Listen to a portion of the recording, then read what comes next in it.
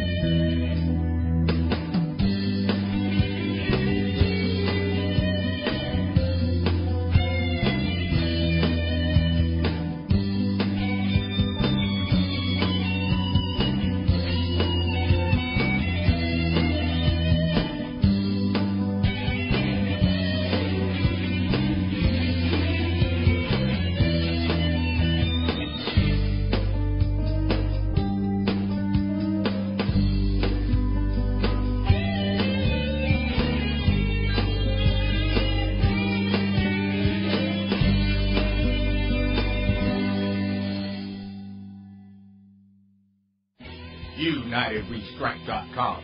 Join us January 15th as we debut our new station. January 15th. Hard-hitting information from hosts and guests from around the world. Switzerland, Ireland, the UK, France, Germany, Argentina, the U.S., and more. January 15th, UnitedWeStrike.com. Don't buy, don't comply, ask why. UnitedWeStrike.com, January 15th. You are tuned into United We Strike Radio. We are here now with Sheryl. Sheryl, do you want to tell us what your section of the program is going to be about? I certainly will, Rick. Happy to be here. I'm Sheryl Honey, and I'm taking on the show called Community Weaving. It's time that we began to start looking at weaving a new safety net to create a new world, and that safety net is going to be full of good neighbors. So I'm really happy to be on the show today, and I've invited a very special guest, a personal friend of mine from Ashland, Oregon. Her name is Shaktari Baloo. Shaktari, welcome to the program. Thank you so much. I'm thrilled to be here. Wonderful. Now, Rick, we have some incredible background noise to us, adding a little bit of flair and zest to our program today. Do you hear that? Yeah, it does. It sounds like we have somebody with the stream on in the background. So if any of you guys have got the radio on in the background, if you could turn it off, that would be great. And it sounds a lot better now. Thanks. Oh, terrific. I certainly will, Rick. Happy to be here. I'm Sheryl Honey. Yep. And I'm taking on the show called... Sheryl, have you got your speakers on at all? Can you hear us coming through the radio any other than the stream? We are working here to actually shut down any windows that could be creating this problem. Here you go. Well, that's okay. We are all doing our best. This isn't BBC Radio 1. This is a network of dedicated informists. Okay, I'm still getting. Sheryl, it seems to be coming from because you're flashing up. It's coming up on your. Can you shut down every internet? Can you just shut down Internet Explorer? Well, that should fix it for us. I thank you so much for your recommendations because I just found it. That sounds much better. That's resolved. It is resolved. Again, welcome and thank you so much for having us on United We Strike Radio. This is an incredible opportunity to be able to bring the voices of the people and really begin to start looking at some of the solutions, ways that we can work together and create a more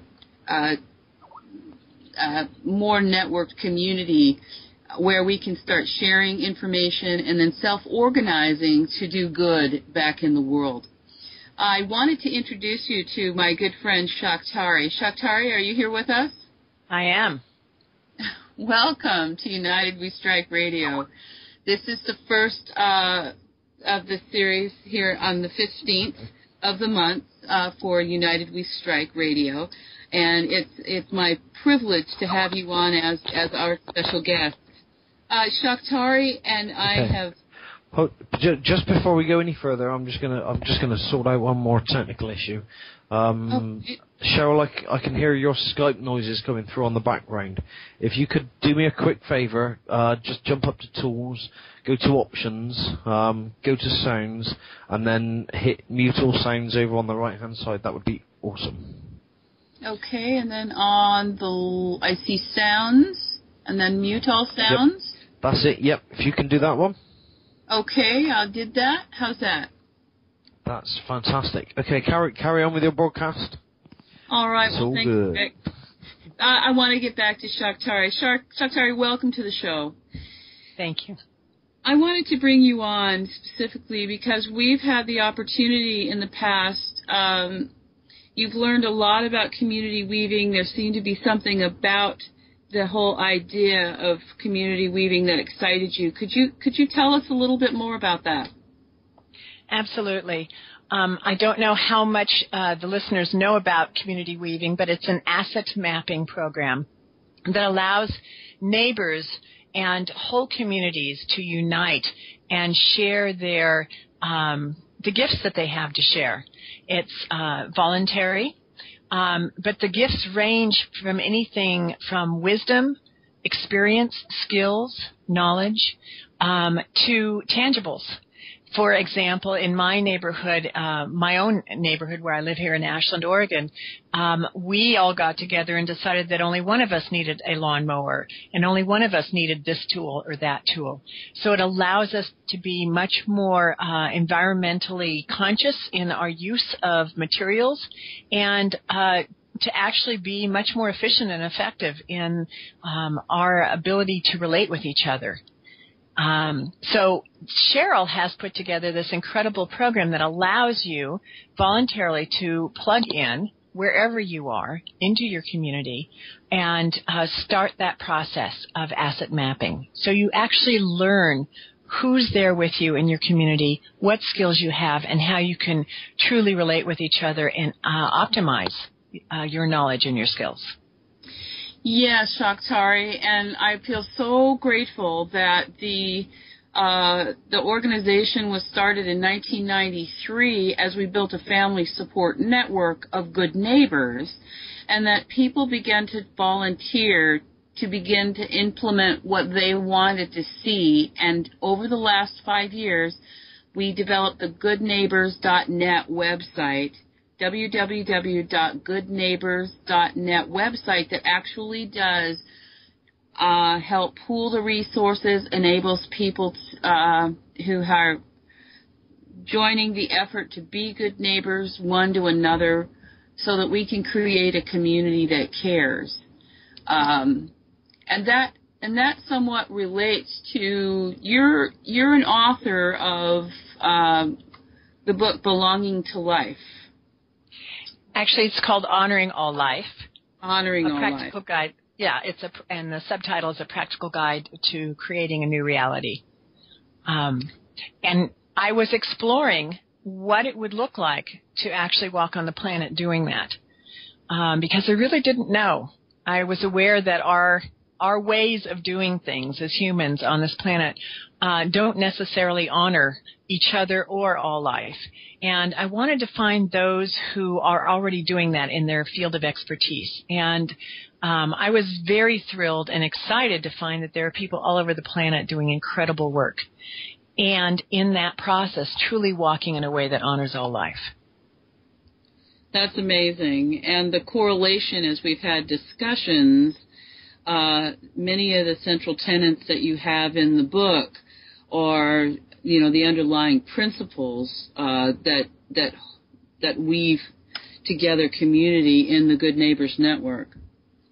Yes, absolutely. And what I love about the Good Neighbors Network, and just any time that you stand back and look at the big picture, you're taking a whole systems approach, which is something we haven't tended to do in our every aspect of our lives, actually.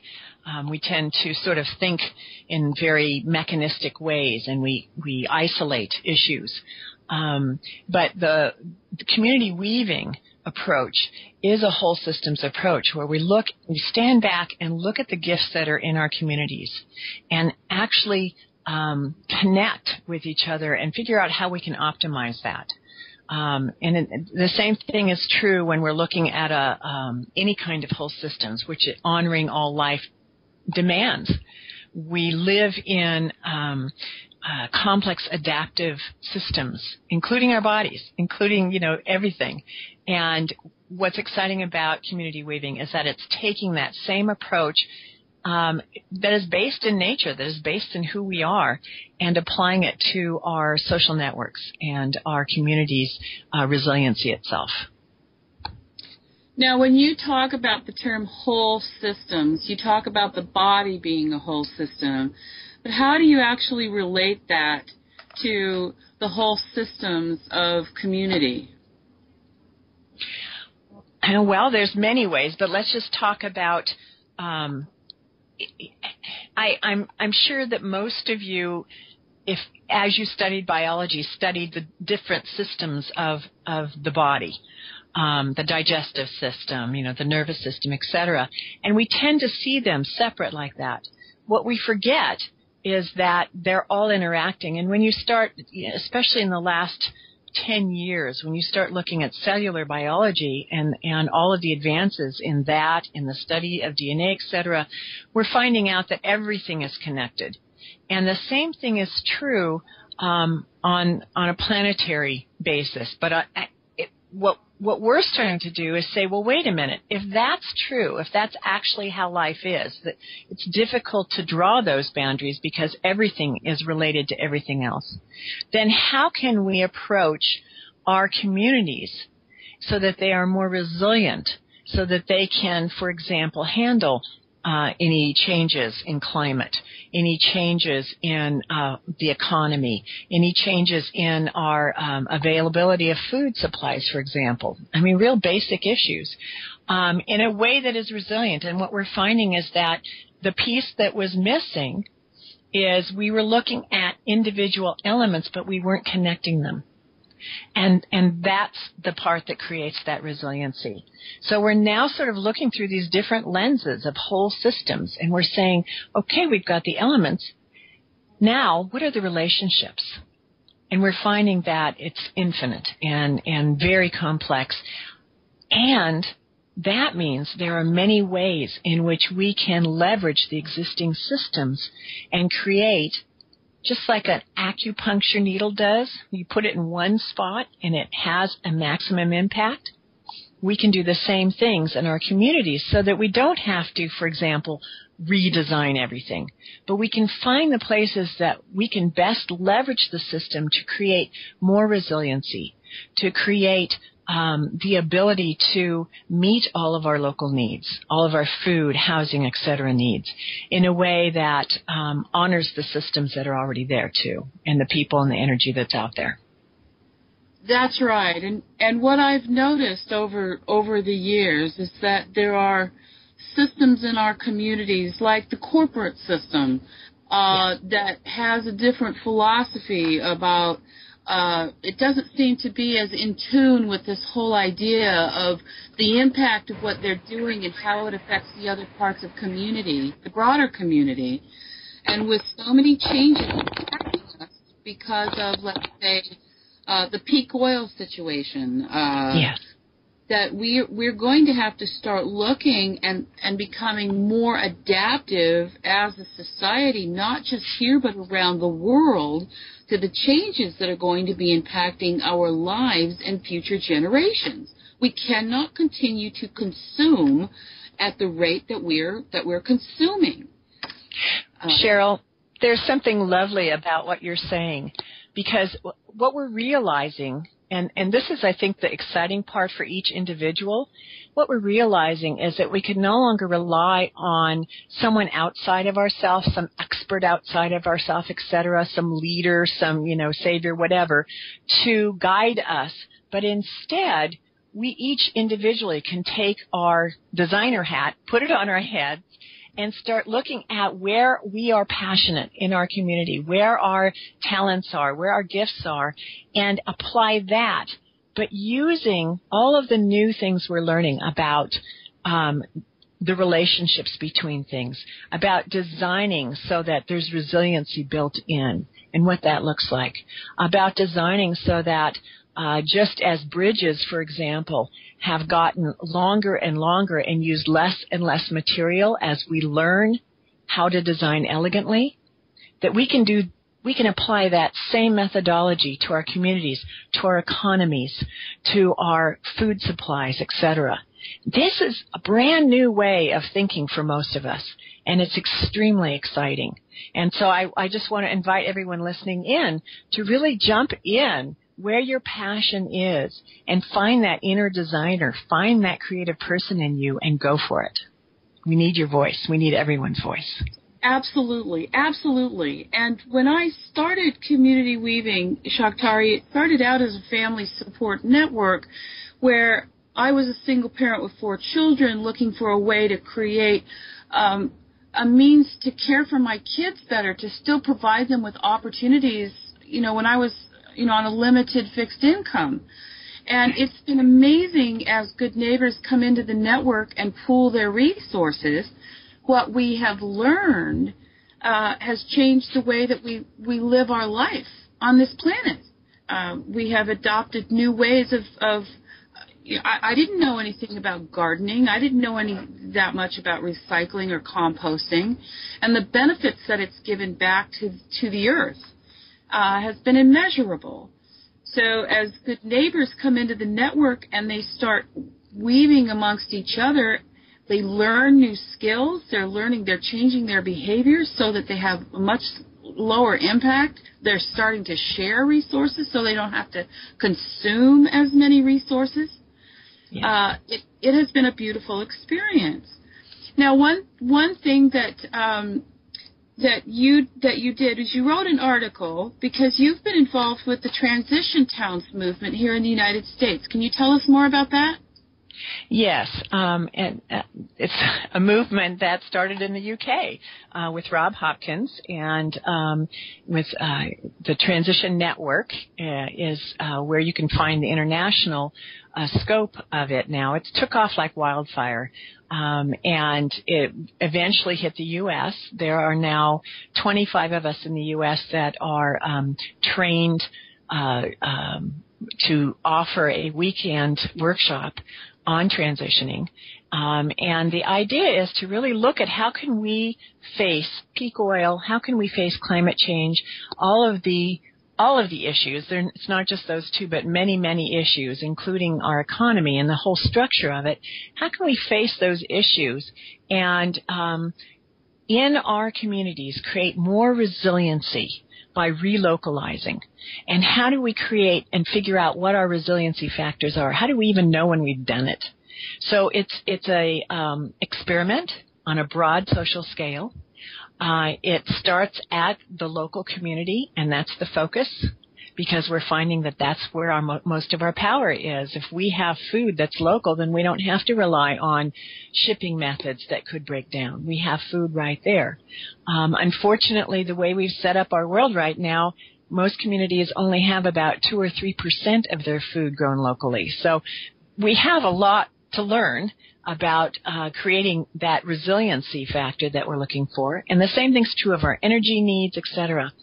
And so the transition model looks at how can we do this, and how can we do it not from a space of doom and gloom, but instead from a space of creativity and joy, and tapping the genius of everyone in our local community. That is in itself a very different approach. And they talk about heart and soul. They talk about the hands, the mind, and the heart of transition. And the hands are, we actually go out and do all kinds of stuff. And it's visible, and you can see the progress, and that's very exciting.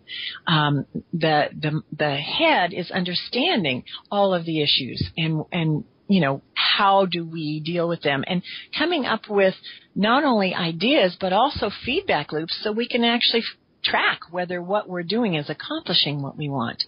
And then the heart is looking at the issues, the emotional issues of dealing with change, the psychology of change. And that in itself is huge. And I think, Sheryl, this is one of the gifts that the Community Weaving Project, goodneighbors.net, really offers people. It offers them an opportunity to feel, you know, what we have in our fairy tales or our stories about how community used to be, where you always felt like you had your community at your back. And over the last several generations, as we have changed the way we relate with each other, as we've created more isolation in our social realms, people don't always feel that they have someone at their back protecting them, in a community especially. What you offer through goodneighbors.net is the opportunity to actually experience that in a very substantial way. And if you'll indulge me for just a second, I want to just share one example of that. When we were all in Chicago launching Community Weaving America, I missed my plane. And instantly, I mean, it was amazing. This is a perfect example of how this works. So here I am. I've missed my plane. Instantly, people around, Sheryl and several of the other people who were there, got on their phones and started calling around to see what is the best method to get me on another flight with the least expense. And within a few phone calls, they found a way to who exactly I should talk to, how I should do it, and within, I think, an hour, I was on my way on another flight. Substantially lower cost than what it would have been had I just gone up to the counter and talked.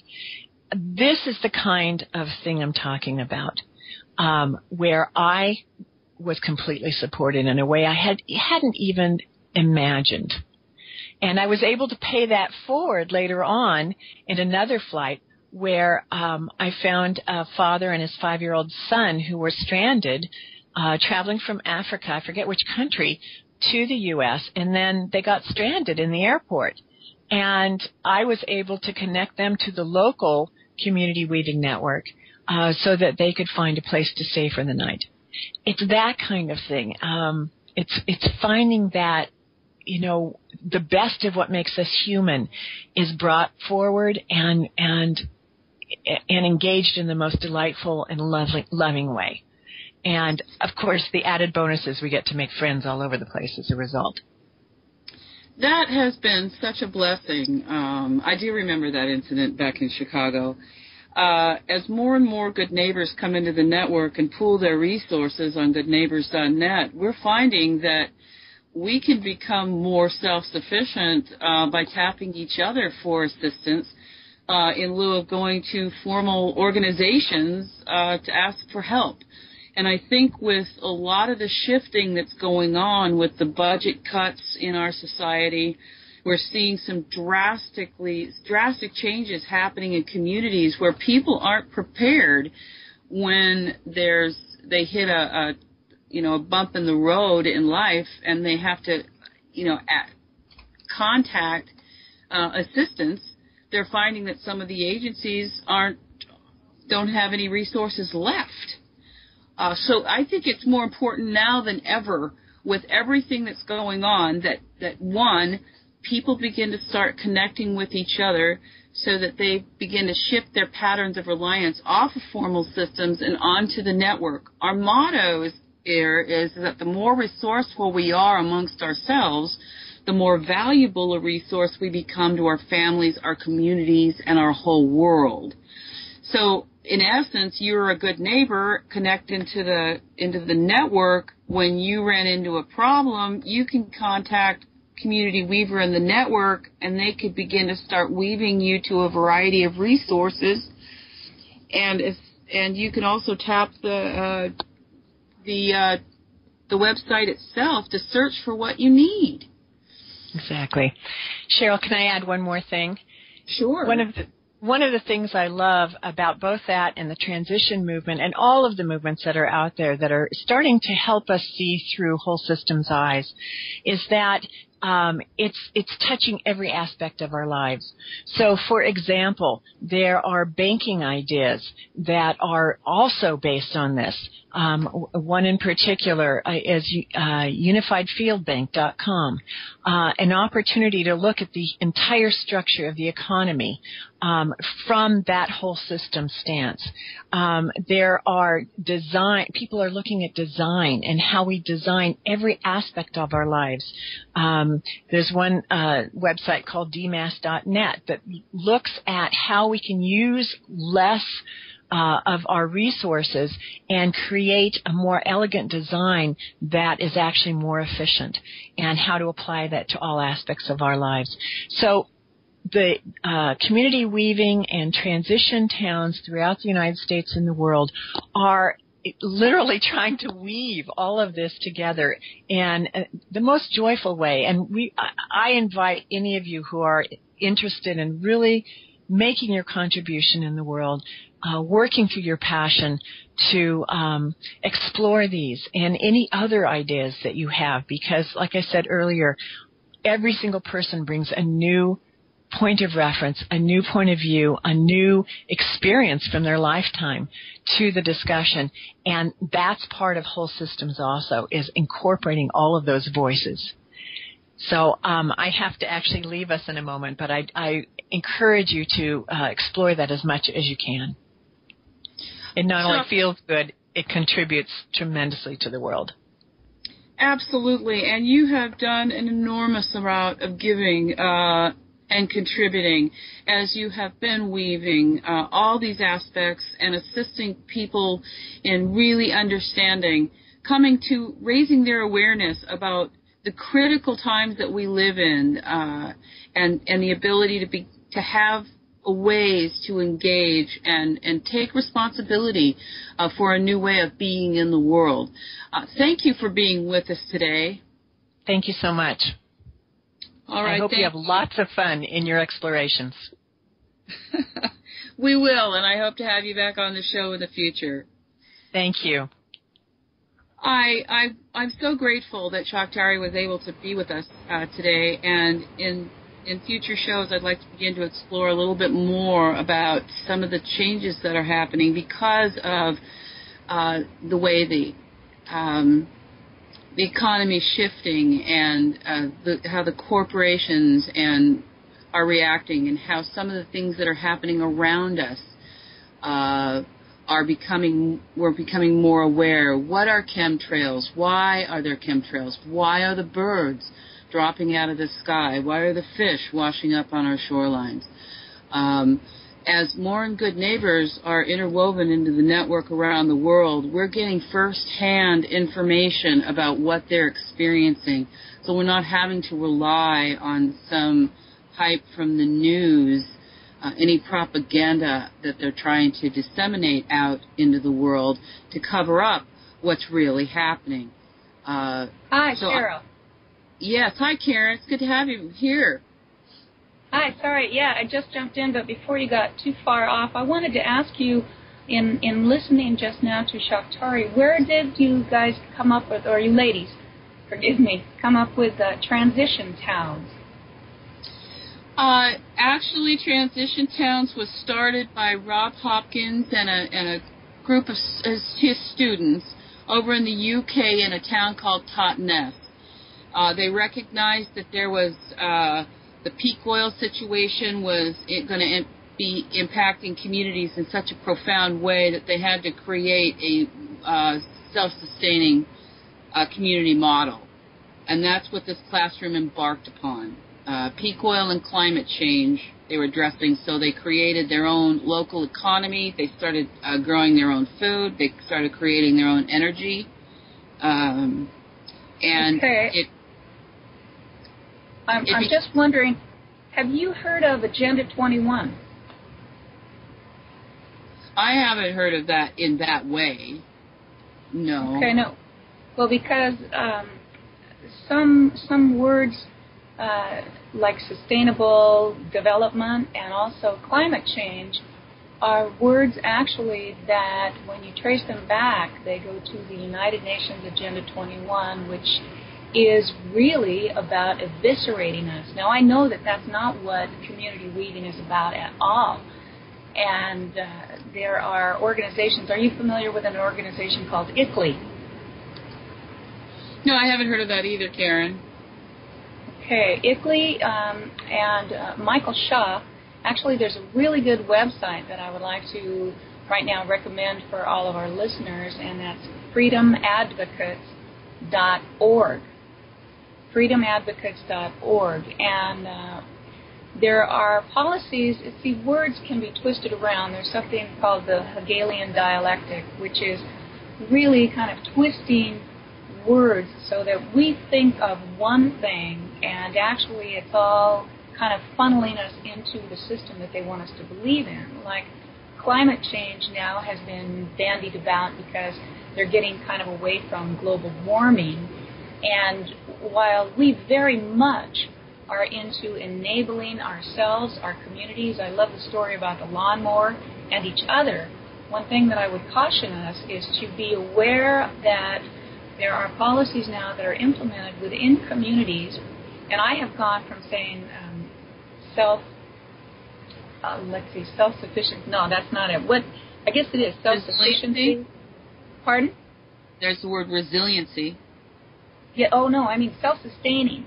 I used to say self-sustaining, but those are words, actually buzzwords, that really are more from Agenda 21. And so I have trained myself to say self-sufficient, because I tell you, Sheryl, once you start getting into this, there are just so many convoluted things out there. But I know your heart and I know your organization, and I just was, actually I had a question come up, so I wanted to address that. And climate change, those also are words that I think we need to be aware of and really look beyond, because our hearts are there, but we can be easily manipulated by systems that have been set into place before we were born. And I think that's why you've got this show, Karen, and that's why I became very intrigued with what you were doing and why I've been one of your number one fans for so long.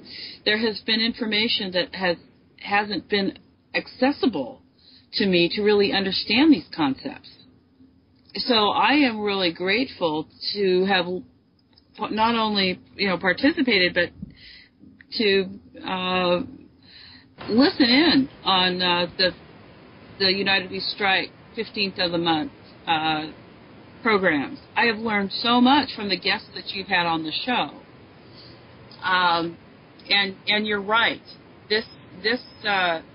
This whole idea of weaving people together really has to do with people being able to help one another and being adaptive to the changes that are going to be impacting our lives, being able to be responsive in a collective manner that's really going to make a difference in people's lives.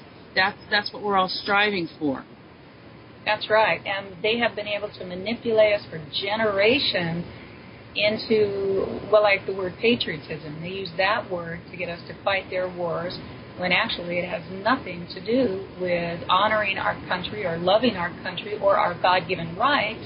They trick us through those words and through the massive propaganda and over $200 billion per year on public perception management to get us to go out and fight their wars. And they also eviscerate our economy and our jobs, so that young people who now are graduating, if they're not tricked into going to college to get themselves into huge debt for really no jobs out there, we really do have to wake up and see we're working within the community. It's why I love the words community weaving, Sheryl. I can definitely get the vision of each one of us being a thread in the greater tapestry of our local communities, of our local neighborhoods. I've started using the word neighborhoods more now, too, because, again, I'm trying to wake up. I don't know all the answers on this at all. I do know that Michael Shaw, someone will have to get on as a guest. I think you'll be very interested in him. But being able to share that lawnmower, being able to garden and work together, that's really what it's about. And I'm so glad that you really are doing that, and not only in this country, right? No, we're right now in over 16 countries around the world, and we have over 1,500 good neighbors. They speak over 28 languages, so we can actually get on the phone and get an interpreter if we happen to be talking to somebody who speaks Czechoslovakian. Thank God for technologies like Skype. They're really able to help us out. But yes, we have eyes and ears all over this country. And I wanted to comment on what you were just talking about. There's an aspect, Ken Wilber, who developed spiral dynamics, he talks about people going from one consciousness level. People operate at a certain consciousness level of their perception of what they have been programmed to believe as truth. And what's happening now is when that truth starts to get shaken with new information, and some of the information that we're sharing can be very scary for some people and conjure a lot of fear, and when you start losing the sense of hope, then that triggers an individual to do things that they normally wouldn't do. So Ken Wilber talks about creating a system of support that assists an individual whose consciousness and belief system is starting to be affected with new information. And a lot of the information that you're sharing now with people who've never heard about it would immediately come up with a resistance of disbelief. I think that you have talked about that before when we've had conversations on the side. How do you get people to listen to what we're talking about and not write us off as conspiracy theorists, you know? So we are tracking information with our good neighbors right up front who can tell us what they're actually seeing and what they are actually experiencing that's affecting their lives, and get the truth. Now, Sheryl, may I? Yeah. Oh, sorry. I just wanted to ask also, though, because it's great that you are having more eyes and ears on the ground, but where does your funding come from? How are you able to, to fund your organization? Karen, we've been self-supporting since our inception in 1993. We've accepted no government dollars from anywhere, and we've accepted no corporate dollars either. The only grant money has been given to us from people who've heard about us and felt that we were creating a more civil society. So they would, we got a $50,000 grant from the Institute for Civil Society, who wanted to do a little research project and find out if you could create a network that's so vibrant at the grassroots out of Seattle, Washington, what would that look like if agencies and organizations were involved? What would happen? So they did a grant to conduct a research study, and we implemented community weaving in Lewiston-Clarkston area in Idaho and in Cortez, Colorado.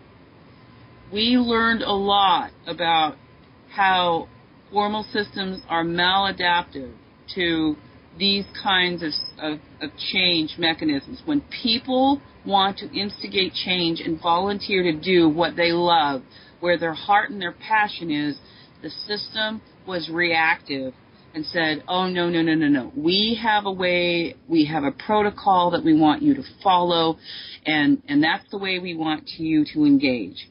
When people wanted to engage outside of that protocol, all of a sudden there was agency heads, public health departments. Here's an example.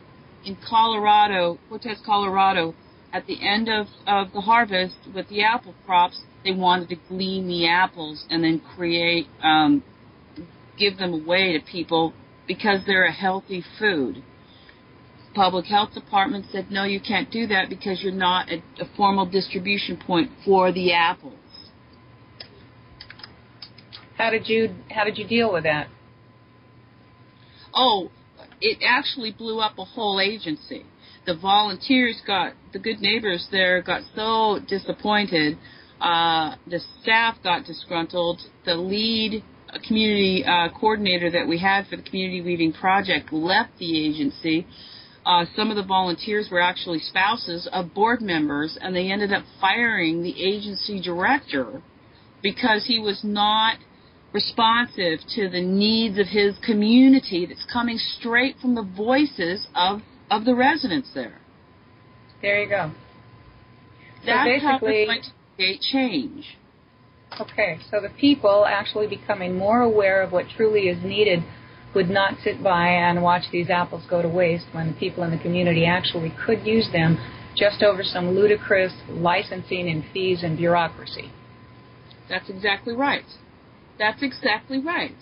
And the changes that we're going to that are going to leverage those changes that we're looking for is going to take people, a lot of people who are self-organizing to coordinate strikes, mass walkouts,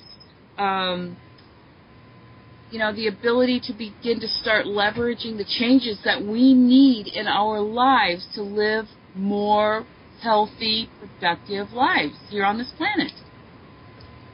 Well, we definitely need new systems because what we have now is just gross, I want to say negligence, but it's actually been planned that way. I mean, the more you really go down this rabbit hole, you realize that it is never ending and it is well thought out and well funded on all sides.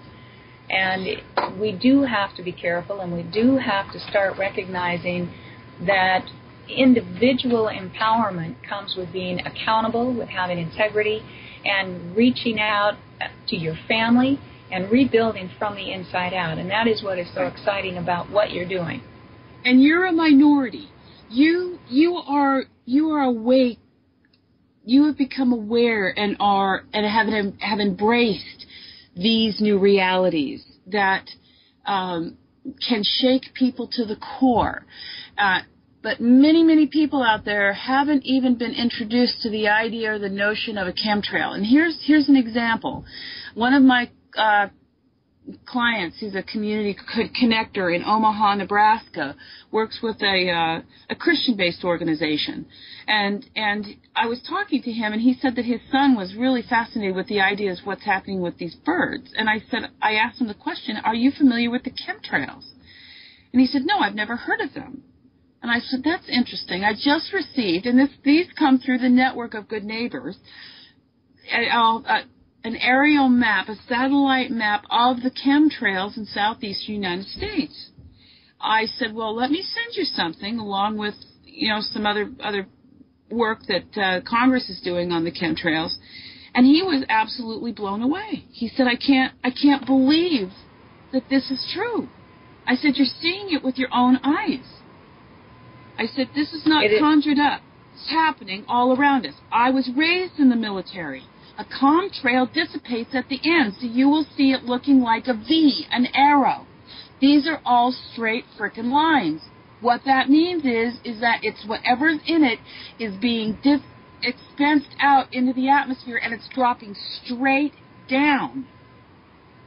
We had earlier in the afternoon, I don't know if you were listening or not, we had the debut of Under the Weather with Bonnie Hoag and Cindy Kulis, and they were talking with Michael Murphy, who was the film producer, or one of them, and starred in What in the World Are They Spraying? And there's conclusive evidence that there's aluminum oxide, there's strontium, there's barium. These are all toxins. And also Bonnie and Cindy and Rosalind Peterson, who followed, they have told me that there was a very targeted disinfo put out about the word chemtrail. They wanted to make it sound like, okay, that's just another conspiracy nut. So a lot of people who say chemtrails have been blown off, whereas the way to get around that, they call them persistent jet contrails, or solar radiation management, or geoengineering, all of which mean the same thing, but they're just more readily accepted. And the birds and the fish who are dying, it's hard to know what that is, but there is also a system called HAARP, which the United States wants to own the weather by 2025, and they are capable of creating earthquakes as well as different changes in the weather, totally manipulating the weather. So we are definitely on an interesting ride here in the 21st century.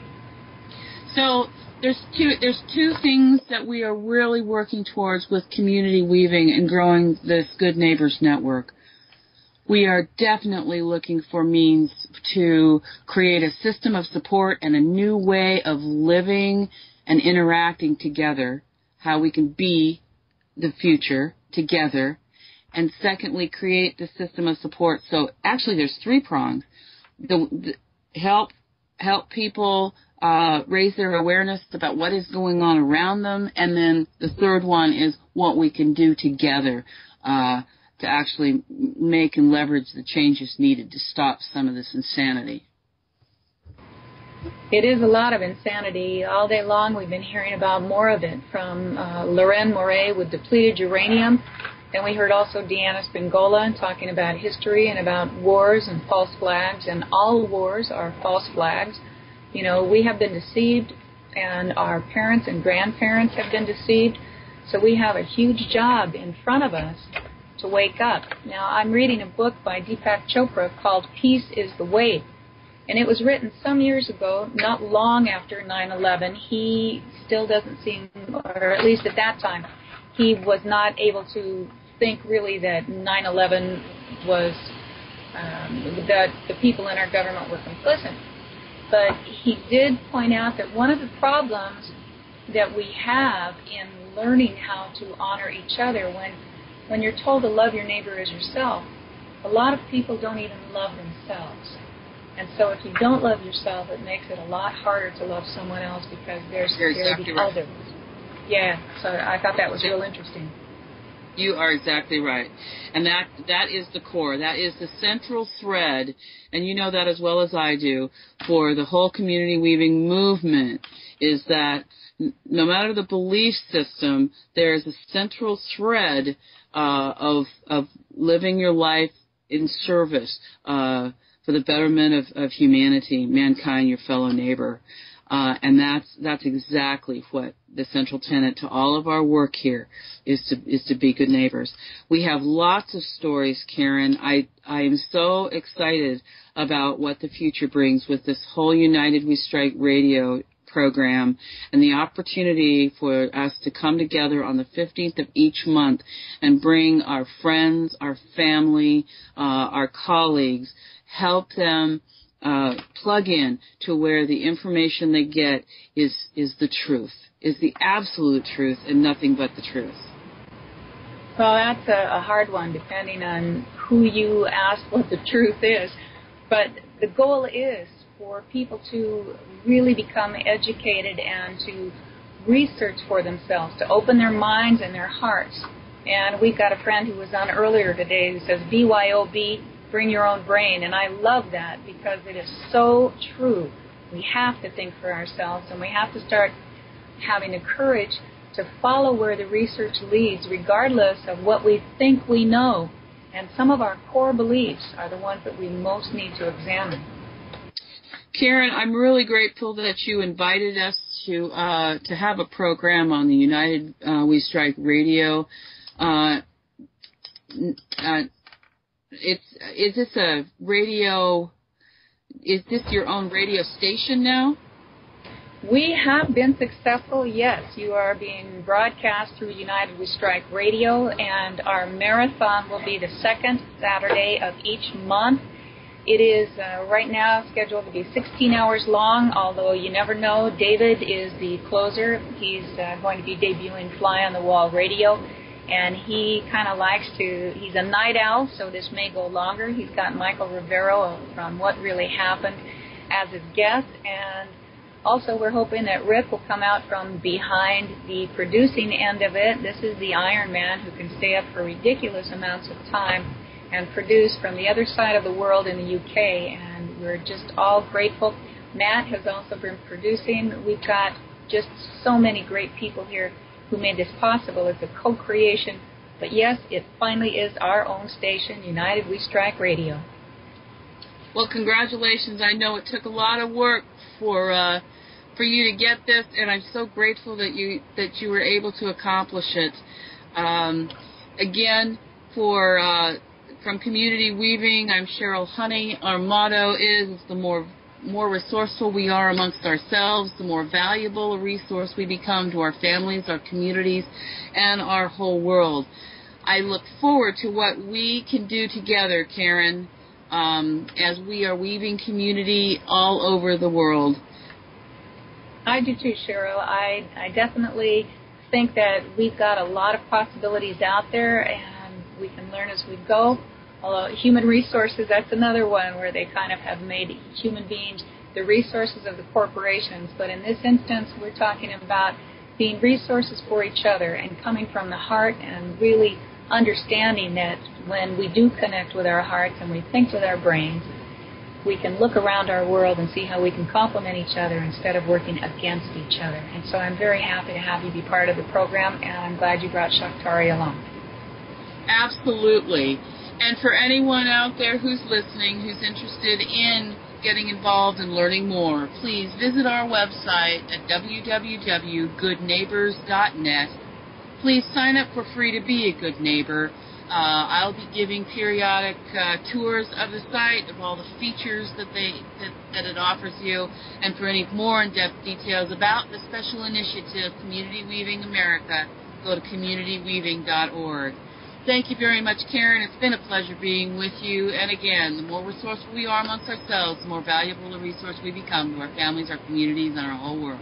Thank you, Karen. Thank you, Sheryl. And I think we're getting about ready now to take a break. We still have more coming to you live today on our first United We Strike Radio Marathon broadcast. So, folks, stay tuned. We are about to listen to some patriotic people with Matt and Catherine Blyche in just a few minutes. All right, folks, we'll be back. UNITEDWESTRIKE.com. Join us January 15th as we debut our new station. January 15th. Hard-hitting information from hosts and guests from around the world. Switzerland, Ireland, the UK, France, Germany, Argentina, the US, and more. January 15th, UNITEDWESTRIKE.com. Don't buy, don't comply.